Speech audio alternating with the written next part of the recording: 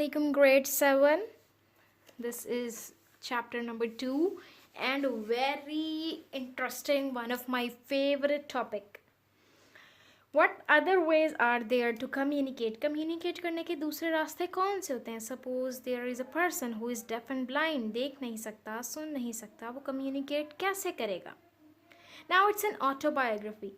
एक बंदी ने खुद से स्टोरी लिखी अपनी लाइफ के बारे में and that lady is Helen Keller और उनकी बुक का नेम है the story of my life. Helen Keller सिर्फ 19 मंथ्स की थी when she became deaf and blind और as a child she was unable to speak. उनको बड़ा गुस्सा आता था, उनको फ्रस्ट्रेशन होती थी क्योंकि वो बोल नहीं सकती थी, वो बात नहीं कर सकती थी, अपनी बात समझा नहीं सकती थी.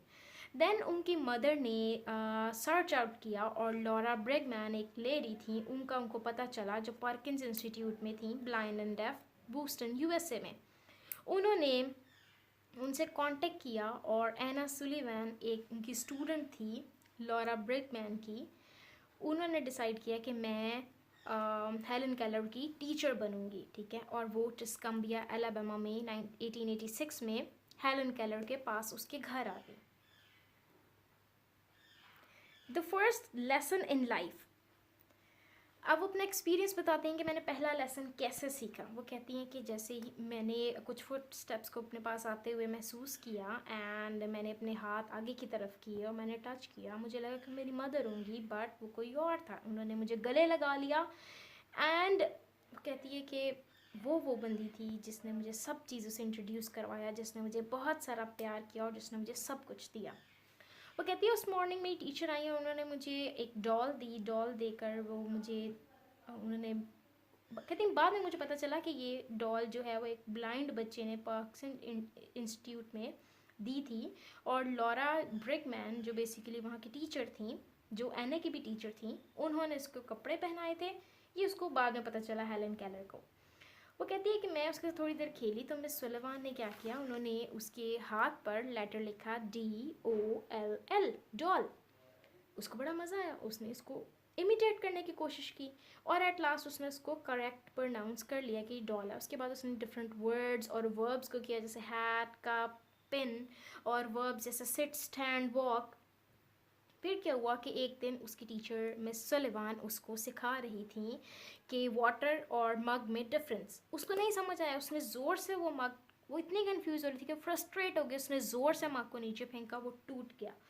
तो मिस एने जो थी, मिस सुलिवान जो थी, मिस एने सुलिवान, उन्होंने उसको उठाया और उठा के उन्होंने पीसेस को, वो जहाँ पे आग जल रही होती है ना, उसके पास, मतलब जो रूम्स में पुराने ज़माने के घरों में हर्थ होती थी, वहाँ पर उन्होंने उसको डाल दिया.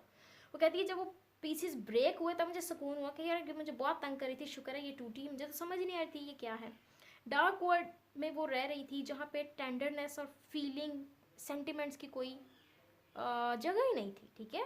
ब्लाइंड एंड डेफ को क्या पता सेंसेस क्या होती हैं, उसको क्या पता फीलिंग्स क्या होती हैं इनिशियली, ठीक है. अब वो कहती है कि फाइनली उन्होंने ना मेरी बात मतलब मेरी थॉट को समझ लिया और उन्होंने ना मुझे हैट दिया और मुझे कहा कि चलो हैट का मतलब, उसको हैट पहनाने का मतलब ये होता था कि अब उसको बाहर ले जाने वाली हैं. फिर वो अपना एक एक्सप्रेशन दे रही है. वो कहती है वर्डलेस सेंसेशन, ठीक है. ऐसी चीज़ जिसका कोई लफ्ज़ नहीं होता, वो सिर्फ हमें सेंस होती है, उसको थॉट बोलते हैं, ठीक है. वो कहती है कि मैं खुशी से ना हॉप एंड स्किप करने लग गई, मतलब मैं उछलने कूदने लगी कि अब हम बाहर जा रहे हैं. कहती है कि अब वो मुझे वेल हाउस पर ले गई. वहाँ पर जाकर बड़ी प्यारी खूबसूरत स्मेल थी वहाँ पर. वो मुझे वाटर के पास लेकर गई. उन्होंने एक हाथ जो स्ट्रीम के नीचे कर दिया और दूसरे हाथ पर स्लोली स्लोली लिखा वाटर. कहती उस वक्त मुझे पता चला कि ये वाटर है. वाटर क्या होता है, जो मूव करता है, that is cool, that flows. और कहती है that living word awaken my soul, उसने मेरी रूह को जगाया, गेव इट अ लाइट, उसने मुझे एक रोशनी दी, होप, जॉय दिया, ठीक है.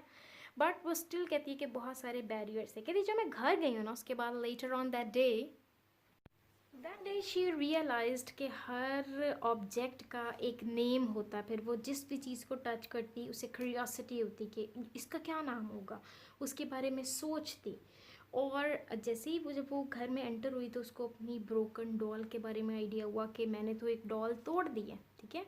बेसिकली जब वो मग और वाटर का पढ़ रही थी ना, तो मिस्टर जो मिस सलिवान है, उन्होंने ना डॉल जो थी वो इसकी लैप में रखी, इसकी गोद में रखी और दोनों को कहा कि ये भी डॉल और तुम भी डॉल हो, ठीक है। उसके बाद वो मग और वाटर समझा रही थी कि ये सारा सिनेरियो हो गया। और जैसे ये सिनेरियो हुआ, जब वो वाटर फील करके घर में गई तो उसने दोबारा से पीसेस को जोड़ा और जोड़कर वो बहुत रोई।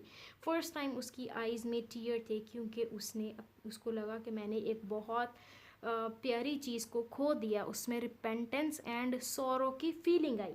Now this is the comprehension. What basic things does Helen not understand? Helen does not understand the names of everything. She didn't know that everything has a name. Why is the learning language more of a challenge for Helen than for others? Helen was deaf and blind, that's why it was more challenging for Helen than for others.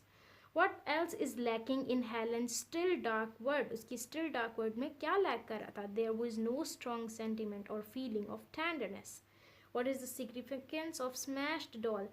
What does Helen mean by saying that for the first time I felt repentance and sorrow? कि पहली बार मुझे repentance और sorrow feel हुआ.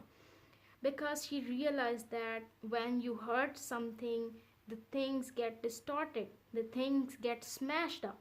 चीज़ें टूट जाती हैं. That's why the broken pieces made her feel the repentance and sorrow. That was all for today.